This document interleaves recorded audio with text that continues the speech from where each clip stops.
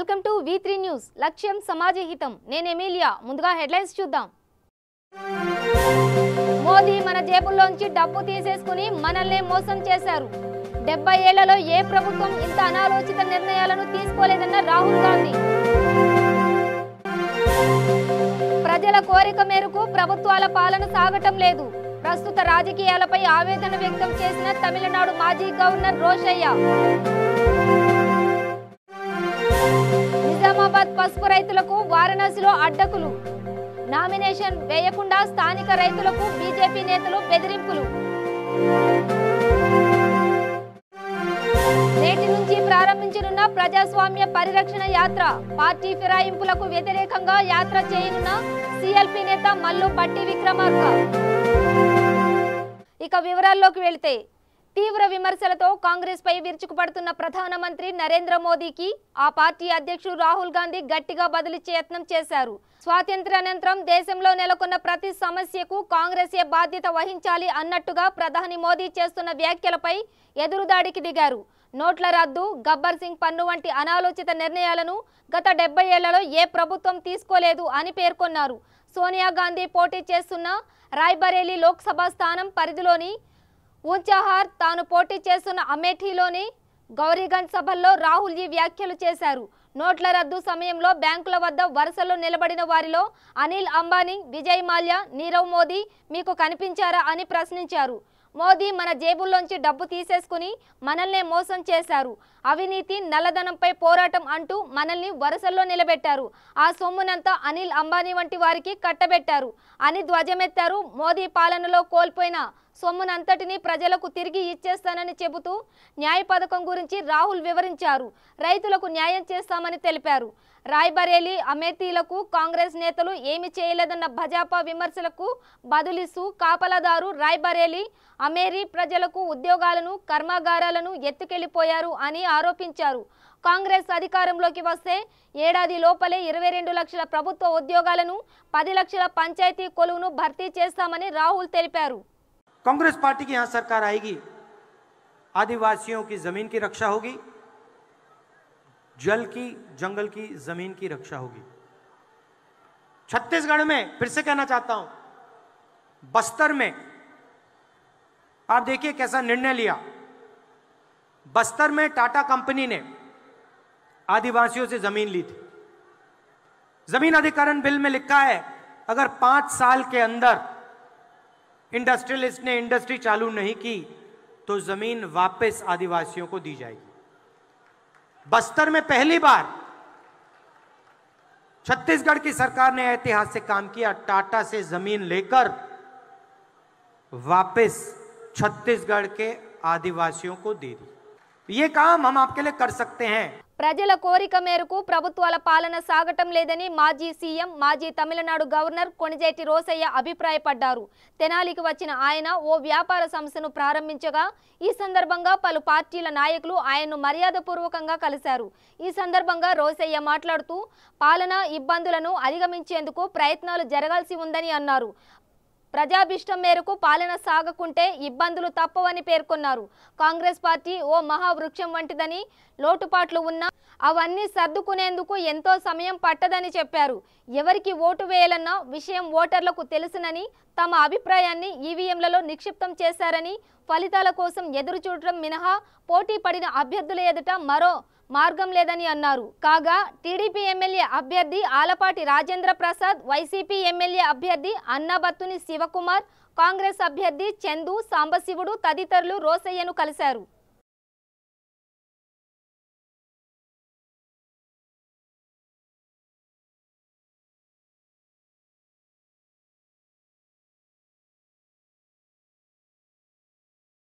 జాతీయ స్థాయిలో పసుపు బోర్డును ఏర్పాటు చేయడం ద్వారా పసుపు రైతులను ఆదుకోవాలని ఉద్యమించిన రైతులు తెలంగాణ లోక్సభ ఎన్నికల్లో ఎంపీ కల్వకుంట్ల కవితకు తమ నిరసనలు స్థాయి తెలిసేలా ఉద్యమానికి జాతీయ స్థాయిలో ప్రచారం తెచ్చేలా ప్రయత్నించిన సంగతి తెలిసిందే. నిజామాబాద్ ఎన్నికల్లో ఏకంగా 150 మందికి పైగా రైతులు ఎన్నికల్లో నామినేషన్ వేసి ఎన్నికల కమిషన్ను ముప్పతిప్పలు పెట్టారు. ఇక అదే తరహాలో ప్రధాని నరేంద్ర మోదీ పోటీ చేస్తున్న వారణాసిలోనూ ఇదే తరహా ఉద్యమం చేయడానికి నిజామాబాద్ రైతులు ప్రయత్నిస్తుండగా అక్కడ వారికి అడుగడుగున బీజేపీ కార్యకర్తల నుంచి అడ్డంకులు ఎదురవుతున్నాయి. మోదీపై పోటీ చేయడం ద్వారా తమ ఆక్రందనను మరింతగా తెలియజేయాలని పసుపు రైతులు ప్రయత్నిస్తుండగా వారికి ఒంగోలు, తమిళనాడులోని పసుపు రైతుల నుంచి మద్దతు లభిస్తోంది. ఎన్నికల్లో నామినేషన్ వేసేందుకు నిజామాబాద్ జిల్లా నుంచి దాదాపు 50 మంది వరకు రైతులు వెళ్లగా వీరికి మద్దతుగా నిలిచేందుకు అంగీకరించిన వారణాసి రైతులను బీజేపీ కార్యకర్తలు బెదిరిస్తున్నారని తెలుస్తోంది. స్థానికులెవరూ నామినీగా ఉండకుండా చూస్తున్నారని పసుపు రైతులు ఆరోపిస్తున్నారు. వీరికి ఇంటెలిజెన్స్ అధికారులు సహకరిస్తున్నారని అంటున్నారు. కాగా వారణాసి లోక్సభకు తుది దశకు ఎన్నికల్లో భాగంగా 19న పోలింగ్ జరగనున్న సంగతి తెలిసిందే. నామినేషన్లకు సోమవారం నాడు ఆఖరు కాగా ఈలోగా నామినేషన్లు వేసి తీరుతామని రైతులు అంటున్నారు.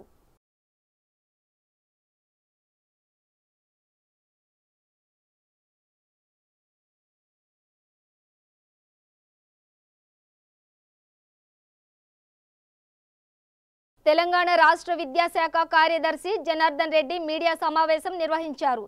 త్రిసభ్య కమిటీ సమర్పించిన నివేదికలో ఉన్న అంశాలపై ఆయన మాట్లాడారు. ఇంటర్ మార్కులు పబ్లిష్ చేయడంలో తప్పులు దొర్లాయని కమిటీ గుర్తించినట్టు తెలిపారు. ఆశ్చర్యకరమైన రీతిలో 531 కేసుల్లో ప్రాక్టికల్స్ మార్కులు విద్యార్థుల మెమోల్లో కనిపించలేదని వెల్లడించారు. అయితే వాళ్ల రిజల్ట్స్ చూస్తే పాస్ అని ఉందని తెలిపారు.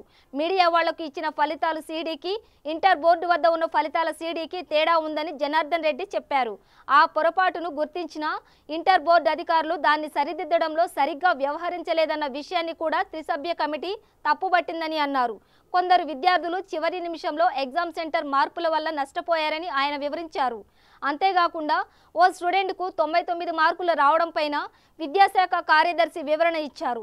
ఆ స్టూడెంట్కు మొదట 99కి బదులు 00 అని ముద్రించారని, అయితే తమ దృష్టికి రావడంతో వెరిఫై చేసి 99 అని నిర్ధారించామని చెప్పారు. అంతేకాకుండా గ్లోబరీనా సంస్థ ఉపయోగించిన సాఫ్ట్వేర్లో లోపాలు ఉన్నట్టు కమిటీ పరిశీలనలో తేలిందని అన్నారు. The committee appreciates the original initiative of Intermediate Board to have the entire business suit in-house in the. However, the process followed for the development of this suit and the execution of the same during the academic year 2018-19 could have been better.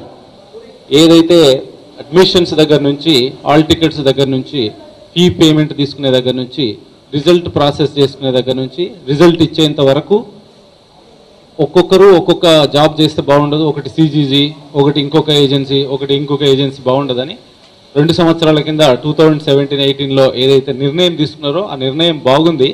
But ఇంకొంచెం బెటర్గా చేస్తే బాగుండేదని ఇంప్లిమెంటేషన్లో. Decision is good, but implementation could have been better then that అని committee భావించింది. అట్లాగే the analysis of the results of 2019 when compare to that of earlier years does not show any significant deviation in terms of the pass percentages. దానికి ఉదాహరణగా వాళ్ళు అంటే ఈ pass పర్సంటేజ్లో 3 వాళ్ళు review చేశారు. మార్చ్ 2017లో ఎగ్జామ్ అయిన దానికి 61.34% పాస్ అయ్యారు.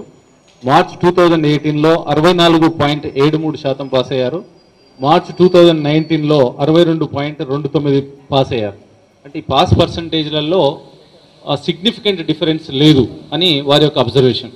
అట్లాగే committee notes that the results have to be 100% యాక్యురేట్స్. అంటే రిజల్ట్స్ అనేవి 100% 9,70,000 మంది పరీక్ష రాస్తే ఒక్కరిది కూడా తప్పు లేకుండా, ఒక్క ఎర్రర్ లేకుండా ఉండాల్సింది. కానీ కొన్ని తప్పులు దొర్లాయి. కానీ ఈ తప్పులు however its magnitude, scale and nature does not vitiate the result as a whole. అంటే రిజల్ట్స్ని, ఈ జరిగినటువంటి తప్పులు రిజల్ట్స్ని ఒక సిగ్నిఫికెంట్గా ప్రభావితం చేయలేదు అనేటువంటిది వాళ్ళు చెప్పారు. Then no significant variation has been observed in the pass percentage of 2009 when compared with 2018 in some of the tough subjects. అంటే కొన్ని ఇంగ్లీషు, మ్యాథమెటిక్స్, ఫిజిక్స్, సాంస్క్రిట్ కొన్ని తీసుకున్నారు వాళ్ళు. పోయిన సంవత్సరం ఈ సంవత్సరం పోల్చినప్పుడు ఏమైనా ఫెయిల్యూర్స్ చాలా సిగ్నిఫికెంట్గా డిఫరెంట్గా ఉన్నాయని చూశారు, లేదని చెప్పారు. There were some errors in publication of results. అంటే రిజల్ట్ పబ్లిష్ చేసిన రోజు 18వ తారీఖు నాడు ఇక్కడనే మనం పబ్లిష్ చేశాము. దాంట్లో తప్పనిసరిగా కొన్ని తప్పులు దొరికినాయి. అవేంటంటే 531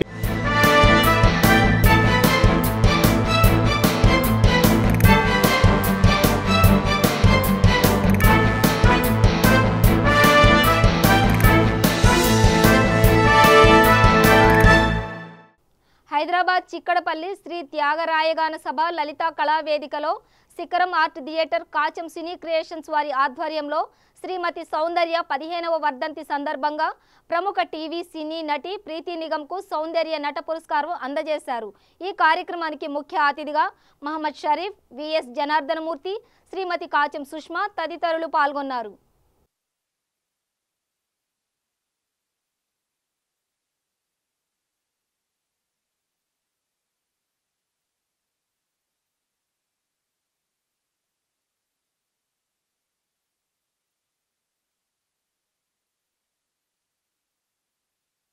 చెప్పి ఇలాగా అంటే మరి రీటేక్ చేసే అవసరం ఉండదు. ఇమ్మీడియట్గా ఆకలింపు చేసుకొని మీరు ఊహించిన ఒక శాతం ఎక్కువ రిజల్ట్ ఇచ్చి కోఆపరేట్ చేస్తారు. అంత అద్భుతమైన ఆర్టిస్టు. వాళ్ళతో నేను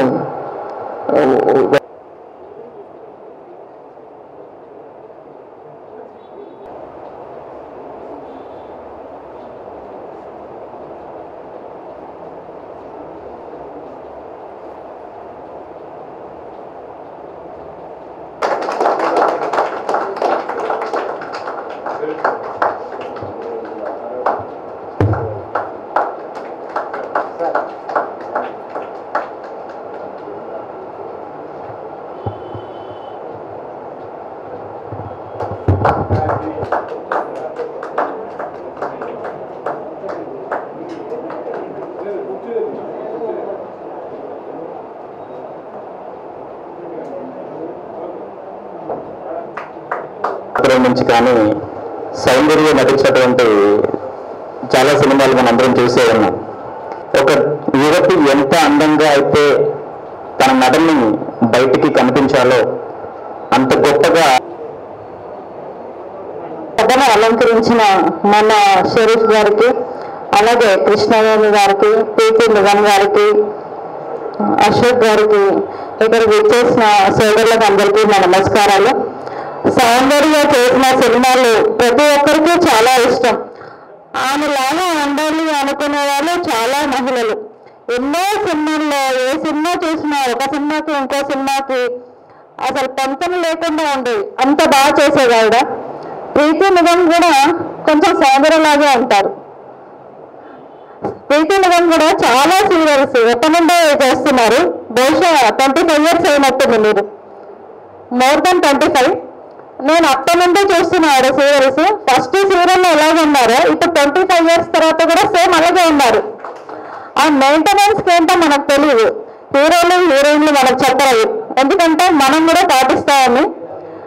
సినిమాలు కానివ్వండి, ఏవి కానివ్వండి, వాళ్ళు ఎంత కష్టపడతారో మనకు తెలియదు. వాళ్ళకి రాత్రనక పగలనక టిఫిన్స్, బ్రేక్ఫాస్ట్లు, లంచ్లు ఏవీ ఉండవు. అంత కష్టపడేవాళ్ళు మనం ఒక్కరోజు షూటింగ్లో మనం చూసామనుకోండి, ఏంటి బాధ ఏంటి అనిపిస్తుంది. అది అనుభవించే వాళ్ళకే తెలుస్తుంది. అందరూ ఎవరైనా కానివ్వండి, వాళ్ళు సక్సెస్ఫుల్ అవ్వాలని, మంచి పొజిషన్లోకి రావాలని కోరుకుంటున్నాను. ఇంకోటి ఏంటంటే, మహానటి సావిత్రి గారు కూడా ఎంత పేరుందో మన సౌందర్య గారు కూడా అంత పేరుంది. అలాగే సీరియల్స్లో చేసే వాళ్ళు కూడా వాళ్ళు ఒకరోజు కాదండి, ఒక 4-5 years కంటిన్యూగా ఆ సీరియల్ నడుస్తూనే ఉంటుంది. అంటే అన్ని ఇయర్స్ వాళ్ళు ఆ పని చేయాలి అంటే వాళ్ళకి చాలా కష్టం. మనం అనుకుంటాం చాలా ఈజీ, అబ్బా ఏంటి 6 నెలల నుండి చూస్తున్నా ఈ సీరియల్ అంటూ ఉంటారు చాలా మంది ఇళ్ళల్లో హస్బెండ్స్. కానీ నటించే వాళ్ళకి తెలుస్తుంది ఆ బాధ కదండి. థ్యాంక్ యూ అండి, థ్యాంక్ యూ వెరీ మచ్. నాకు ఆ ఇన్సిడెంట్ చెప్పాక నాకు ఇంకా ఆనందంగా ఉంది. సౌందర్య అఫ్కోర్స్ సౌందర్య కన్నా నేను సీనియర్ ఉన్న మూవీస్లో చాలా గొప్ప పేరు సంపాదించుకున్నారు ఆవిడ. She was a wonderful actress, మంచి నటి. నా అదృష్టానికి ఏంటంటే సావిత్రి అవార్డ్స్ రీసెంట్గా నాకు ఇచ్చారు. సో ఆ అవార్డు తర్వాత నేను మళ్ళీ సౌందర్య అవార్డు తీసుకోవడం జరుగుతుంది ఇప్పుడు. సో రియల్లీ చాలా చాలా ఆనందంగా ఉంది నాకు ఈ విషయం. మూర్తి గారికి, తర్వాత కొత్త కృష్ణ గారికి, తర్వాత అశోక్ రెడ్డి గారికి, సుష్మ గారికి, తర్వాత ముందు వరుసలో ఉన్న శంకు గారికి, తర్వాత మగేష్ గారికి, తర్వాత ప్రేక్షకులకు, ప్రత్యేకించి నా ప్రెస్ మిత్రులకు, మిగతా వారందరికీ నా నమస్కారాలు. ఈరోజు అప్పుడే అంటే మన సౌందర్య గారు వర్ధంతి 15వ వర్ధంతి అనేసరికి అబ్బా 15 సంవత్సరాలు అయిపోయిందా ఆవిడ చనిపోయాని ఆశ్చర్యపోవాల్సిన అవసరం ఉంది. ఎందుకంటే ఇప్పుడే నిన్ననే ఆవిడ సినిమాలు ప్రతిరోజు ఏంటంటే టీవీలో ఎక్కువ సినిమాలు వస్తుంటాయంటే ఇంకా ఆవిడ మన కళ్ళ ముందు ఉన్నట్టే ఉంది. అయితే ఆవిడ 15 సంవత్సరాలకు ముందు హెలికాప్టర్ ప్రమాదంలో మరణించి, అంటే ప్రత్యేక చార్టర్డ్ దీంట్లో వెళ్తున్నప్పుడు ప్రమాదం జరిగి మరణించినప్పుడు అందరూ అంటే ప్రత్యేకించి తెలుగు ప్రేక్షకులు చాలా బాధాకర హృదయాలయ్యారు. దాంతో ఒక గొప్ప నటుని కోల్పోయాన్న ఫీలింగ్ కూడా చాలా మందికి ఉంది. రాజకీయాల్లో మళ్లీ క్రియాశీలకంగా వ్యవహరిస్తున్న సినీ నటి కాంగ్రెస్ నేత విజయశాంతి ఫెడరల్ ఫ్రంట్ విషయంలో వైసీపీ అధినేత జగన్మోహన్ రెడ్డిని నిలదీశారు. కేసీఆర్ ప్రతిపాదించిన ఫెడరల్ ఫ్రంట్ కు జగన్ మద్దతిస్తున్నట్టు చెబుతున్నారని, కానీ ఆయన ఏ కోణంలో మద్దతిస్తున్నారో చెప్పాలని కోరారు.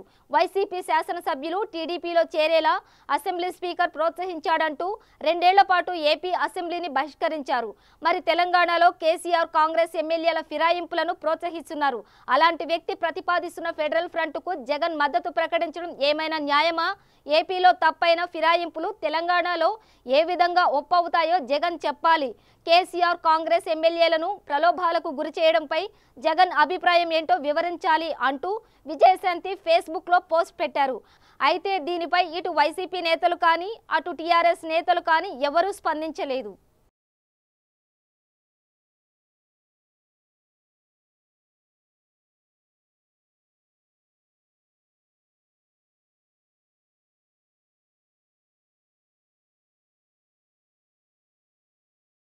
హైదరాబాద్ చైతన్యపురి పోలీస్ స్టేషన్ పరిధిలోని ఇందిరానగర్ కాలనీలో ఎల్బీ నగర్ డీసీపీ ఆధ్వర్యంలో 200 మంది పోలీస్ సిబ్బందితో కార్డన్ సెర్చ్ ఆపరేషన్ నిర్వహించారు. ఈ తనిఖీలలో సరైన పత్రాలు లేని 21 ద్విచక్ర వాహనాలు, 2 ఆటోలు, 1 కారు, 6 బ్యాగుల నిషేధిత గుట్కా ప్యాకెట్లను అక్రమంగా నిల్వ చేసి విక్రయిస్తున్న 80 లీటర్ల కిరోసిన్, 9 గ్యాస్ సిలిండర్లను, 112 లిక్కర్ బాటిల్స్, 5 అనుమానితులను అదుపులోకి తీసుకుని దర్యాప్తు చేపట్టినట్లు అధికారులు తెలిపారు. ఇలాంటి నిర్బంధ తనిఖీలు నిర్వహించడం వలన ప్రజలలో కూడా ధైర్యం పెరుగుతుందని, ప్రజల నుండి కూడా మంచి స్పందన వస్తుందని పోలీసు అధికారులు తెలిపారు. మేము సైతం అనే ప్రోగ్రాం ద్వారా ప్రజలందరూ తమ కాలనీలో సీసీ కెమెరాలు ఏర్పాటు చేయడానికి ముందుకు రావాలని డీసీపీ వారిని కోరారు. సీసీ కెమెరాల వల్ల అనేక ఉపయోగాలున్నాయని, ఎలాంటి అసాంఘిక కార్యకలాపాలకు పాల్పడ్డ వ్యక్తులను తొందరగా పట్టుకోవడానికి ఉపయోగపడుతుందని తెలిపారు.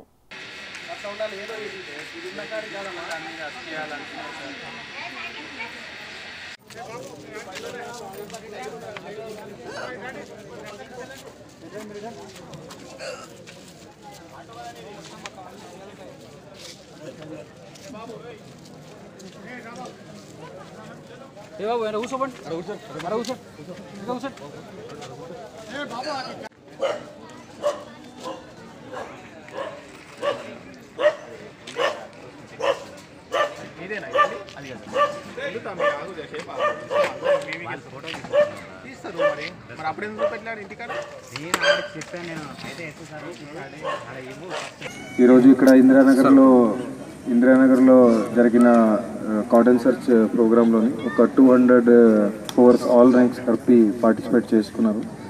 దీనిలో 21 వెహికల్స్ 2 వీలర్ 3 వీలర్ 4 వీలర్ కానీ ఇవి సీజ్ చేయడం జరిగింది. వాటిలో కొన్నిటికి నంబర్ ప్లేట్స్ సరిగా లేవు, కొన్నిటికి డాక్యుమెంట్స్ లేవు. వాటి మీద ఎంబీ యాక్ట్ ప్రకారంగా ఫర్దర్ యాక్షన్ తీసుకోవడం జరుగుతుంది. అలాగనే ఒక 9 గ్యాస్ సిలిండర్ కూడా ఇల్లీగల్ ఫిల్లింగ్ ఎవరైతే చేస్తున్నారో వాటిని కూడా పట్టుకోవడం జరిగింది. ఒక 80 లీటర్స్ వరకు ఇది కెరోసిన్, అది కూడా ఇల్లీగల్గా ఉన్నది, అది పట్టుకోవడం జరిగింది. అలాగనే గుట్కా ఒక 6 పెద్ద సంచులు అవి కూడా తీసుకోవడం జరిగింది. దాంట్లో 80 బాక్సెస్ ఉన్నాయి. వాటిది వాల్యూ ఇంకా ఫర్దర్గా నిర్ధారణ చేసుకొని తర్వాత ఫర్దర్ లీగల్ యాక్షన్ కూడా తీసుకోవడం జరుగుతుంది. లిక్కర్ బాటిల్స్ ఒక 112 ఇవి కూడా ఇల్లీగల్గా ఉన్నటువంటి పట్టుకోవడం జరిగింది. అలాగనే ఇంటర్ ఫెయిల్ అయినంత మాత్రాన జీవితం అయిపోయినట్లు కాదు, జీవితంలో సాధించాల్సింది ఎంతో ఉంది అనే విషయం విద్యార్థులు ఎందుకు అర్థం చేసుకోవడం లేదో ఎవ్వరికీ అంతు చిక్కడం లేదు. వరంగల్ రూరల్ ఇంటర్ పరీక్షల్లో ఫెయిల్యూర్ కావడంతో నెక్కొండ మండలం మత్తిడి తండాకు చెందిన బానోతు నవీన్ అనే విద్యార్థి నెక్కొండ ఇంటికన్నే రైల్వే స్టేషన్ మధ్యలో రైలు కింద పడి ఆత్మహత్య చేసుకున్నాడు. పోలీసులు కేసు నమోదు చేసుకుని దర్యాప్తు చేస్తున్నారు.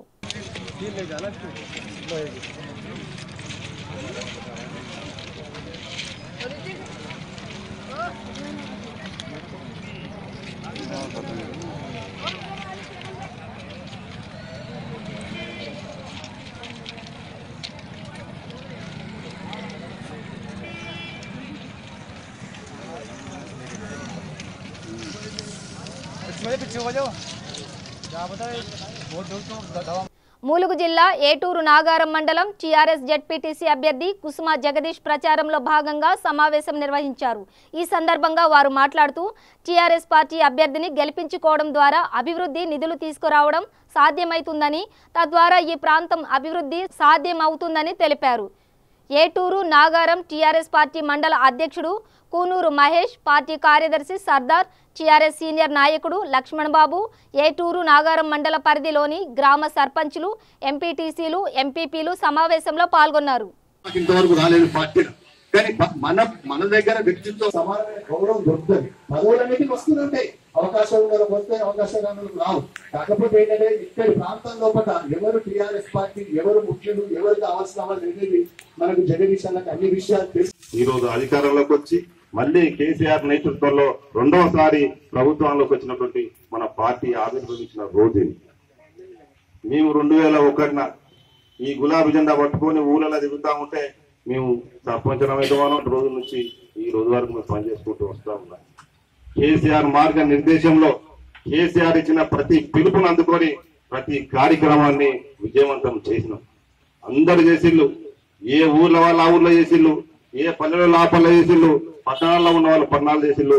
అందరం చేయబట్టుకనే అందరూ అందులో భాగస్వామ్యం ఉండేబట్టుకనే మన తెలంగాణ ఒక జడ్పీటీసీగా అభ్యర్థిగా వచ్చిందంటే వాస్తవానికి నాకు జడ్పీటీసీగా పూర్తి చేయాలని ఆలోచన నాకు లేకుండా, నేను ఇక్కడ రావాల్సిన అవసరం కూడా వాస్తవంగా నాకు లేకుండా, ఏ అర్థం నేను ఉన్నానో నా కృషిని కానీ లేకపోతే నా త్యాగాన్ని కానీ గుర్తించినటువంటి ముఖ్యమంత్రి గౌరవ కేసీఆర్ గారు, అయ్యో తమ్ముడు నా వెంట ఉన్నాడు, నా కష్టాలలో ఉన్నాడు, అనేక పోరాటాల సందర్భంగా నాతోనే ఉన్నాడు, అందరికి ఎక్కడో ఒక అవకాశం వస్తుంది, మరి మన జగదీష్ కూడా అవకాశం ఇవ్వాలి కదా అనుకుంటున్న సందర్భంలో ములుగు జిల్లా ఏర్పాటు కావడం, ములుగు జిల్లా పరిషత్ కూడా జనరల్ కావడం, అరే జనరల్ అయింది కదా, మరి జగదీష్ను మనం ములుగు జిల్లాకు సంబంధించిన వ్యక్తి కదా, మరి ఏదైనా అవకాశం ఇద్దాం, జిల్లా పరిషత్ చైర్మన్ చేద్దామని చెప్పేసి పార్టీ సీనియర్ నాయకుల ముందు ఒక ఆలోచన చేసినప్పుడు సరే కరెక్ట్ బాగానే ఉంటది, మరి అక్కడ జడ్పీటీసీగా గెలిచి మరి జిల్లా పరిషత్ చైర్మన్ చేద్దాము,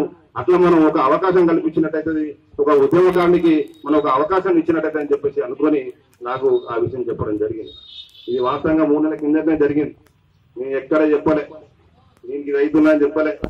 పరివాత ప్రాంతంలో దాదాపు నేను తిరగని గూడెం లేదు, దాదాపు కొండ నుంచి మొదలుకుంటే ఎక్కల భూటారం ఇవన్నీ కూడా అన్ని కూడా తిరిగినటువంటి పరిస్థితి నాకుంది. తెలంగాణ ఉద్యమాన్ని వ్యాప్తి చేసే క్రమంలో అనేక పల్లెలు, పట్టణాలు, గూడాలు అన్ని కూడా తిరిగినాయి.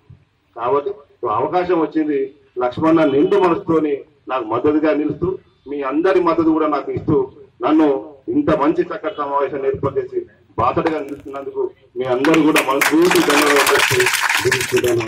జై తెలంగాణ. మన మండల విశాఖ జిల్లా చోడవరంలో వ్యవసాయ అధికారి కర్రీ ఉమాదేవి ఏసీబీ అధికారులకు చిక్కింది. ఎరువుల షాప్ లైసెన్స్ రెన్యువల్ కోసం పసుమూర్తి ఆదినారాయణ అనే వ్యక్తి నుంచి 19,000 తీసుకుంటున్న సమయంలో ఏసీబీ అధికారులు పట్టుకున్నారు.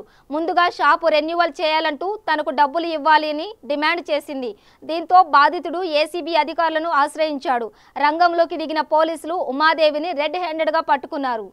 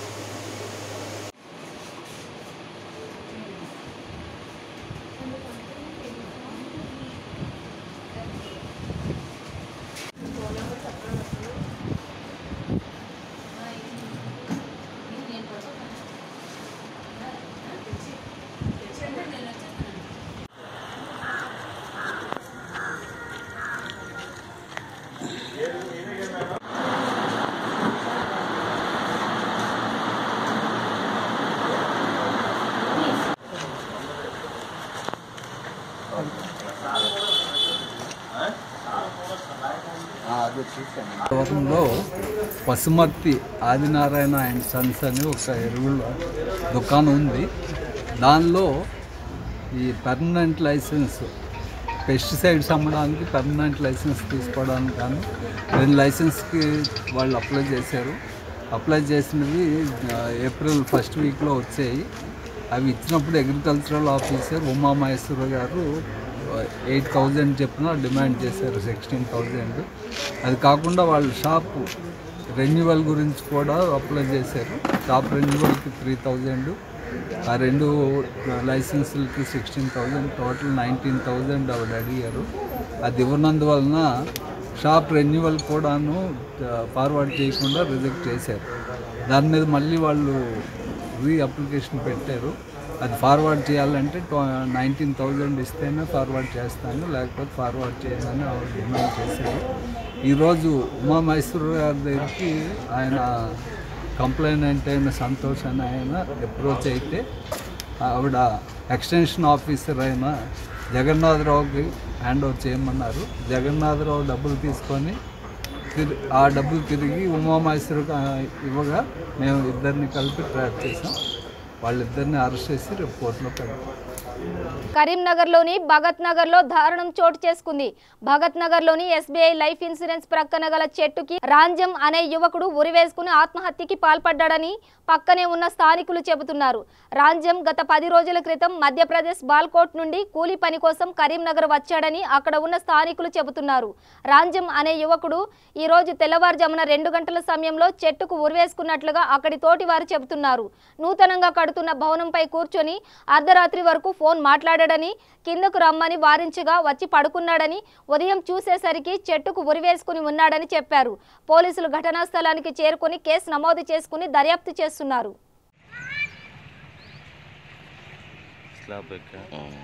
వీళ్ళు ఓపెన్ చేసిందట. ఓపెన్ చేస్తే దిగొచ్చి ఆ చెట్టుకు పెళ్ళి అయింది. వాళ్ళు ఉన్నారు.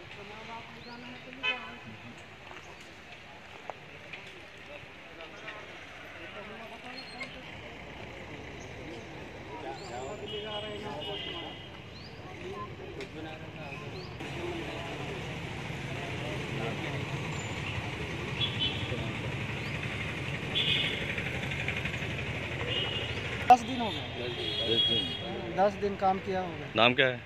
मेरा रंजन। कहाँ से? बालाघाट जिला से। बालाघाट, मध्य प्रदेश। मध्य प्रदेश। Labour work. 10 दिन हो गए। 10 दिन हो गए।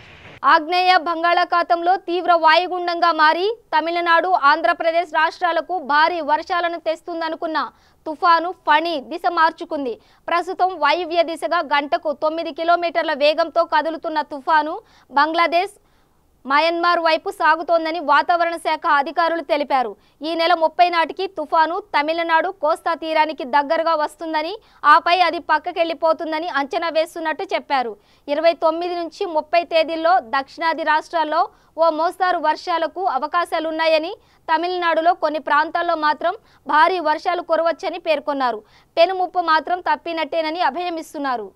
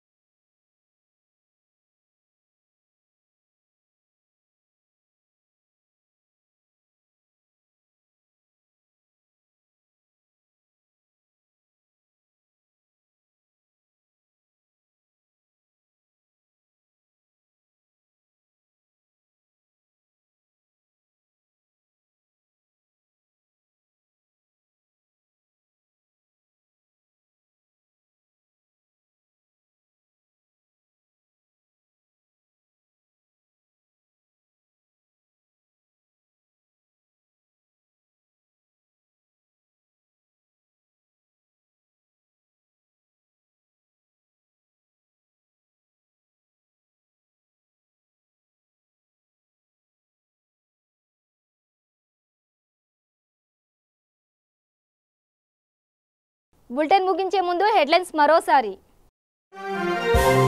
మోదీ మన జేబుల్లోంచి డబ్బు తీసేసుకుని మనల్ని మోసం చేశారు.